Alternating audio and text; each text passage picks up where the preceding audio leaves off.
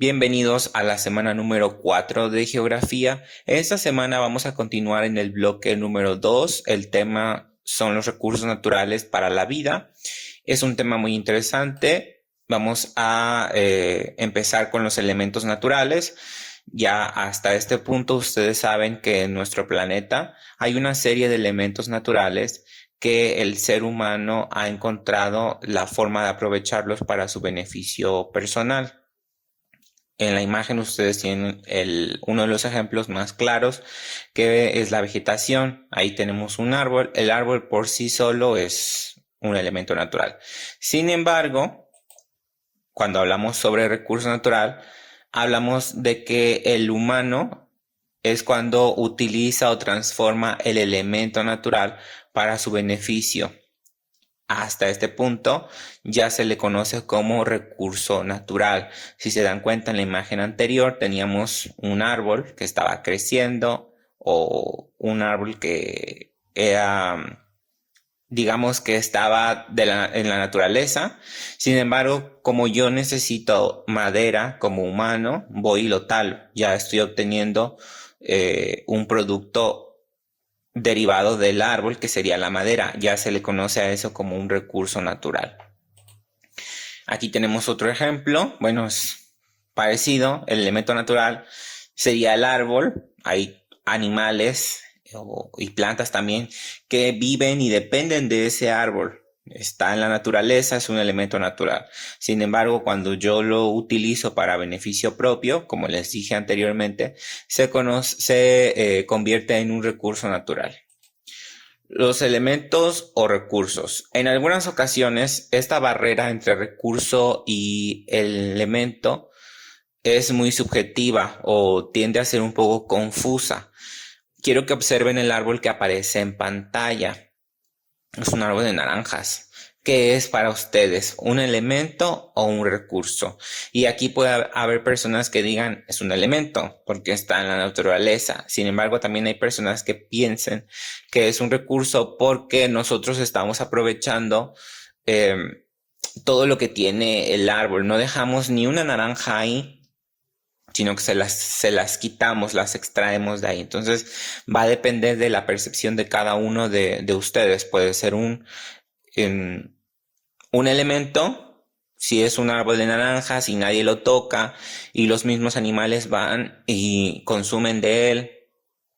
Se establecen algunas plantas también sobre el árbol, o puede ser un recurso si yo utilizo todo lo que esté a mi disposición de este árbol, ¿no? Para consumo o para venta. Las diferencias. En la imagen anterior representa un elemento natural. Eso es, digamos, como por sí solo el árbol, como les dije anteriormente, es un elemento natural. ¿Por qué? Porque está en ese lugar para dar alimento a los animales. Pueden llegar los murciélagos, pueden llegar algún otro tipo de animal a comerse sus frutos. También está ahí para dar sombra y para que puedan llegar ciertos animales y posarse debajo de él. Regula la temperatura. Mientras más vegetación, recuerden, la temperatura es mucho más baja, y al estar en zonas con climas cálidos es necesario que hayan ese tipo de vegetaciones para que puedan regular la temperatura. También está ahí para filtrar el agua de lluvia. Ustedes habrán visto que cuando llueve hay zonas que se inundan. Generalmente estas zonas inundables no tienen mucha vegetación o no tienen cobertura vegetal. Entonces lo que hacen los árboles es que cuando llueve, las mismas raíces absorben el agua y pues esta agua incluso se transporta a mantos subterráneos, ¿no? Entonces es una forma de que nosotros no tengamos zonas tan inundadas en la superficie. También está ahí para proveer oxígeno a los humanos. Mientras más vegetación hay en X lugar, ustedes hagan el experimento cuando han ido a un bosque, o si no han ido, cuando vayan, traten de respirar profundamente y notarán que el aire que están metiendo a sus pulmones se siente diferente al que podrían respirar en una ciudad contaminada como Martínez de la Torre o como Jalapa, por ejemplo. También da asilo a otras especies de flora y fauna. Habrán visto que en el árbol pues llegan las hormiguitas que van subiendo el tronco, se van comiendo las hojas o las van cortando y la transportan para a lo mejor un nido que está abajo del árbol o alguna planta invasora que llegan y se establecen sobre el árbol. Entonces, por sí solo el árbol de naranjas es un elemento natural. Sin embargo, cuando el humano descubre que puede obtener otros beneficios del mismo, los va a aprovechar para sí y se va a convertir en un recurso natural. Cuando una persona se dio cuenta que podía sembrar árboles de naranja y cultivarlo y vender, y se dio cuenta que podía obtener buen dinero de ello, pues lo que hizo fue talar una extensión grande de vegetación, como lo habíamos visto en las clases pasadas, siembra naranjas y ya no es un elemento natural, ya el ser humano ya no va a dejar que se establezcan plantas sobre ese árbol, ya no va a dejar que se acerquen los animales, ya no va a dejar que el árbol crezca de manera natural. Generalmente pues le agregan ciertos químicos o ciertos sustratos para que el árbol esté bien y pueda generar una producción constante y de esa forma pueda obtener un beneficio económico. Eso ya es un recurso natural. Entonces, un solo árbol, tomando este ejemplo, puede ser dos cosas dependiendo de cómo lo vea yo, de qué lado esté en la balanza. El uso de los elementos naturales. Desde la antigüedad, el humano ha aprovechado los elementos que tiene a su alcance para sobrevivir. Aquí en la imagen yo les pongo un mamut y personas que están tratando de alcanzarlo para matarlo, ¿no? Obviamente, esto es ya cuando desarrollaron sus herramientas, ya tenían antecedentes, bueno, más bien tenían como los antepasados de lo que conocemos como espadas o martillos, porque probablemente, imagínense que a lo mejor los primeros humanos veían ese animal, tenían hambre y a lo mejor le lanzaban ramas. Entonces ese animal se molestaba y corría tras ellos y los pisoteaba, ¿no? Entonces poco a poco fueron adaptando pues estrategias, se dieron cuenta que a lo mejor la madera no era suficiente para poder comer de ese animal. Entonces a lo mejor le tiraban piedritas y el animal se volteaba, se enojaba y los aplastaba, ¿no? Entonces dijeron, ah, no, con piedritas no porque pues no se muere. ¿Qué tal si probamos con piedras más grandes? Entonces, pues se dieron cuenta también que mientras más grande a lo mejor le hacían más daño al animal y también se fueron percatando que si afilaban esas piedras pudieran hacer más daño y a lo mejor el animal se movía más rápido, ¿no? Entonces es como fueron adaptando lo que tenían a su alcance y lo utilizaron para poder sobrevivir con eso y muchas otras cosas más. Esto es un ejemplo muy, muy sencillo. Entre lo renovable y lo no renovable. Un recurso renovable es un recurso natural que se puede restaurar a una velocidad superior de la del consumo por los seres humanos. Por el contrario, la no renovable es un recurso natural el cual no puede ser producido, cultivado o regenerado.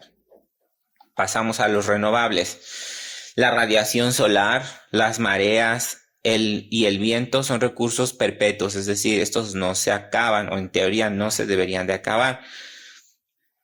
Los recursos renovables incluyen materiales como la madera, el papel, el cuero y son renovables solo si son cosechados de forma sostenible. Si yo tengo un bosque, volvemos a lo mismo, si yo tengo un bosque y lo talo por completo, pues me lo acabé, ya no es renovable porque no dejé que se siguieran reproduciendo estas especies, lo exterminé. Entonces, si yo quiero que sea sostenible, que yo quiero que sea renovable, pues talo unos pocos y siembro otros más para que cuando yo tale los que siguen, los que ya sembré, pues ya están un poco más desarrollados y no me voy a tener esta producción constante. Ya ahí estamos hablando de recursos renovables. La energía geotérmica, el agua dulce, madera y biomasa deben ser manejados cuidadosamente para evitar, como les digo, exceder la capacidad regeneradora mundial de los mismos. Si yo los uso en exceso, pues sí me los voy a terminar acabando. Los no renovables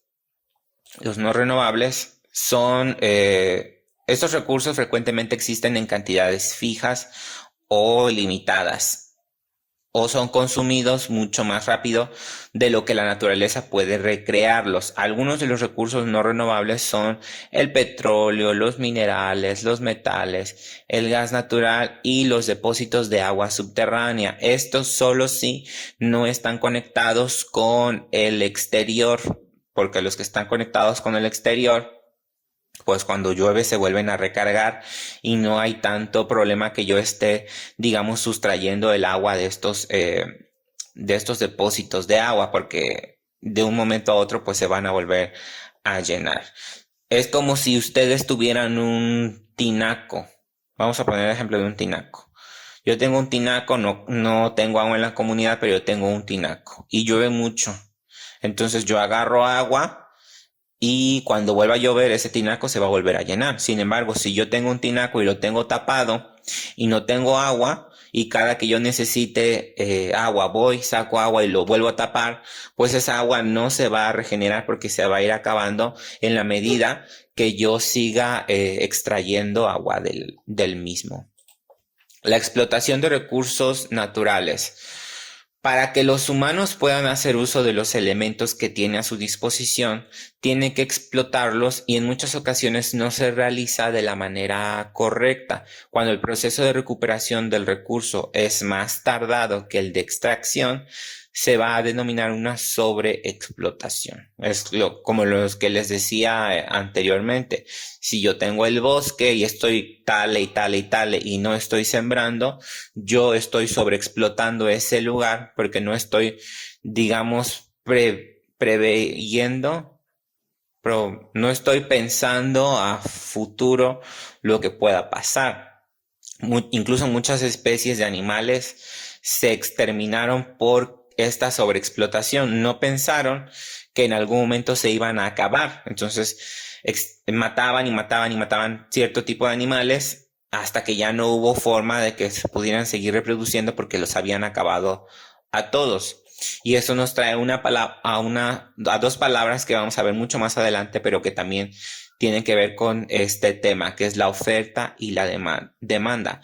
Cuando la demanda excede la oferta, llegamos a este punto que es la sobreexplotación. Yo tengo un bosque muy pequeño, pero tengo muchos compradores de madera.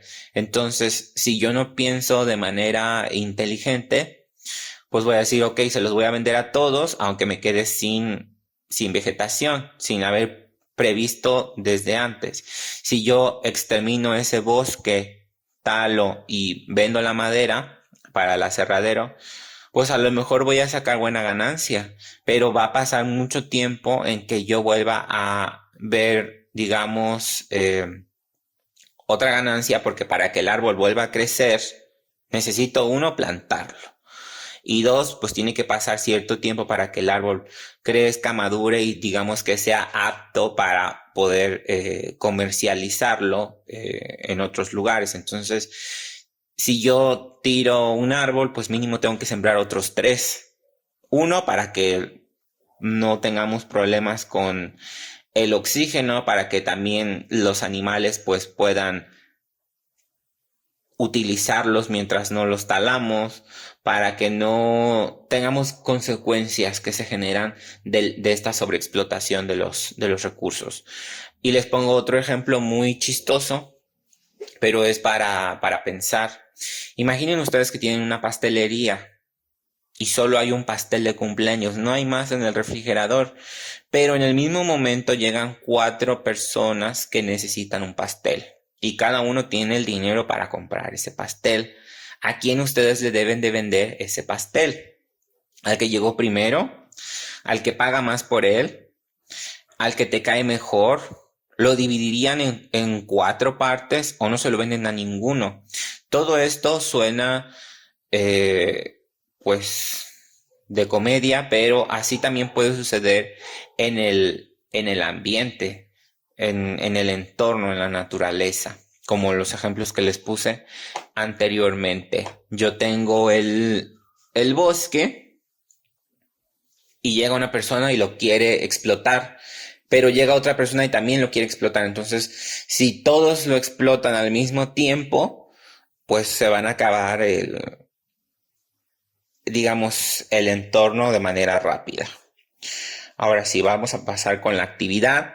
De la lista de recursos naturales mencionados anteriormente, ya sean renovables o no renovables, van a seleccionar uno y van a realizar en media cuartilla, es decir, la mitad de una página de su libreta, una reflexión sobre lo que sería vivir en una sociedad donde estos recursos, o el que seleccionaron, se acabaran por completo. Entonces van a ser como una especie de, pues sí, una reflexión donde ustedes analicen qué es lo que pasaría en un futuro. Yo pienso esto, yo considero que va a pasar esto, o podría suceder esto y esto otro. Ya ustedes se tendrán que extender dependiendo de lo que se les vaya ocurriendo. Pues nos reunimos en un rato para nuestra videoconferencia. Si tienen dudas, pues ya saben dónde contactarme.